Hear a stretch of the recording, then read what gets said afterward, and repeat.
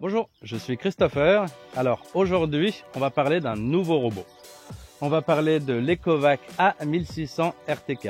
Alors, c'est un robot qui peut couper jusqu'à 400 mètres carrés de l'heure avec des moteurs de 32 volts. Il a des caméras à l'avance qui lui permettent d'avoir une navigation 3D et d'un lidar. Alors, il a une charge aussi ultra rapide de 180 watts. Il peut monter des pentes de 27 degrés, qui équivaut à 50%. Double disque de 3 lames avec une largeur de coupe de 33 cm et un poids de 16 kg. Alors maintenant, je vais poser ma note parce qu'il y avait tellement de choses à dire, je voulais pas en oublier. Donc le robot, il se présente comme ceci. On peut apercevoir sur le dessus le capteur de pluie, le bouton de validation pour lancer la tonte ou pour le faire retourner à sa base et le bouton stop pour l'arrêter ou si vous avez un problème. Ici, sous le capot, vous pouvez découvrir qu'il dispose d'une batterie amovible. Alors ce qui est super intéressant parce que si vous avez un problème de batterie, au moins c'est très simple de la changer. Sur l'arrière, il dispose d'une poignée que vous pouvez utiliser pour le sortir. Hop. Du coup, sur l'avant du robot, on peut voir qu'il dispose de caméras, ce qui va lui permettre de voir son environnement, de voir les obstacles avec son lidar. Et grâce à cette caméra, vous allez pouvoir visionner sur le robot en temps réel ce qu'il fait. Le reposer sur le sol. Là, il nous indique forcément qu'il est levé. Le reposer sur le sol. Alors, sur le dessous du robot, on peut voir ces doubles disques avec ces 3 lames chacune. Donc, c'est des lames de rasoir ultra coupants. On peut voir que les lames tournent sur un axe libre. Voilà, donc il y a un peu d'herbe dessous, donc ça a du mal à tourner. Qu'à l'avant, il y a 2 roues multidirectionnelles. L'arrière, des pneus crantés pour une meilleure accroche. Là, le bloc pour refroidir. Le pare-choc a aussi des capteurs s'il vient à taper. Alors on va le reposer. Alors là on peut apercevoir la base de charge. Du coup, qui est fournie avec des ancrages qu'on vient visser directement dans la terre. Ici vous avez le capteur pour que le robot se positionne et vienne se charger. Et donc ici, les pointes de charge pour la charge du robot que l'on retrouve ici à l'avant de chaque côté. Alors maintenant, on va passer à l'application. Je vais vous faire une petite démonstration de tous les réglages. Ensuite, on va faire un test de tonte, le test d'évitement d'obstacles. Bien entendu, on va regarder la qualité de sa caméra. Et à la fin, je vous donnerai tous mes avis. Le robot dispose aussi d'une antenne RTK qui vient se raccorder directement au niveau de la base du robot. Cette antenne RTK permet au robot de capter les satellites pour se repérer dans l'espace. Il peut capter jusqu'à une quarantaine de satellites et une précision de 2 cm. Donc, elle est fournie avec le mât. Vous venez, vous l'enfoncez dans la terre, vous branchez et c'est terminé. Alors, nous voici sur l'appli du robot. On pourra remarquer qu'il a un super nom. Herbe 2D2. Donc là, c'est mon terrain. C'est les zones qui ont été prédéfinies avec les obstacles et les zones interdites. Sur l'application, donc il y a différents réglages. Il y a la tonte automatique, il y a la tonte par zone, où vous sélectionnez le nombre de zones ou les zones que vous voulez. La tonte de bordure, donc où il ira tondre que les bordures, soit les bordures des zones interdites, soit les bordures de vos zones. La tonte manuelle, c'est vous qui allez commander le robot et qui allez le faire tondre à tel ou tel endroit. Donc au niveau des tontes, hop, on va retourner sur tonte automatique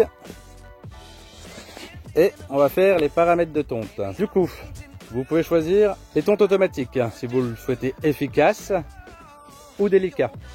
Vous avez une hauteur disponible qui va de 3 jusqu'à 9 cm. Les tontes délicates, du coup, il ira beaucoup moins vite, comme son nom l'indique. Les modes d'exclusion de zone. Donc si vous avez plutôt un terrain plat, un environnement normal ou un environnement d'herbe haute. Vous avez, du coup, comme on parlait, les différentes zones sur lesquelles vous allez pouvoir choisir sa vitesse, sa hauteur et votre herbe, comment elle est à cet endroit-là. Donc, réglage que je trouve super sympa. Vous avez aussi votre sens de tonte. Voilà, ce qui vous permettra d'avoir des lignes soit horizontales, soit verticales, soit... Voilà. Vous avez le changement de direction de la tonte à chaque semaine. Si vous voulez pas tout le temps des lignes dans le même sens, ce qui peut être super sympa aussi. Donc, vous avez aussi le mode Age. Donc, c'est ce qui va lui permettre de faire sa tonte soit au niveau des bords, à la limite de la carte, au-delà de la limite de votre carte, donc chose à pas faire si vous avez une clôture, ou le long des limites de la carte, ce qui signifie que s'il va voir un peu d'herbe qui dépasse la limite, et ben du coup il ira la tondre. L'activation ou non du capteur de pluie, Et si vous souhaitez, qu'il recommence après l'arrêt de la pluie à travailler, donc 3 heures après. Si vous avez des animaux domestiques ou simplement les animaux qui peuvent être dans votre terrain, comme des hérissons, vous souhaitez les protéger, et bien du coup vous activez la dernière fonction qui se trouve en bas. Alors maintenant on va passer à la tonte et on va voir ce que donne la caméra et la tonte. Et voilà, là maintenant on va le faire partir tondre. Du coup on vient de le lancer. Il parle aussi français, mais il est bilingue parce qu'il parle aussi allemand. Alors voilà, sa sortie.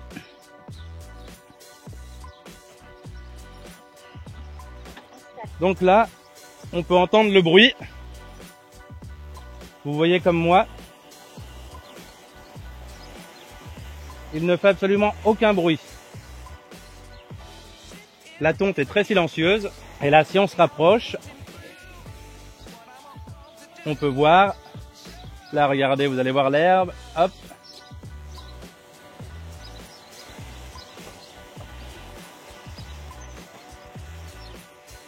Donc, on peut voir que la tonte est très nette.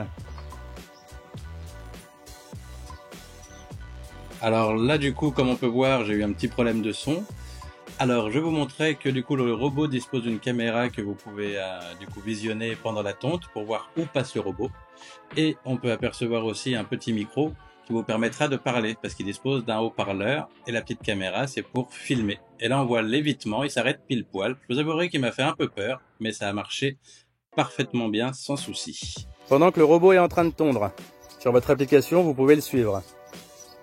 Et vous pouvez remarquer que tout ce qui est en vert clair, c'est ce qu'il a déjà tondu. Et en vert foncé, du coup, c'est ce qu'il va tondre par la suite. On peut voir par rapport au robot que le signal est assez précis et le suivi est en direct.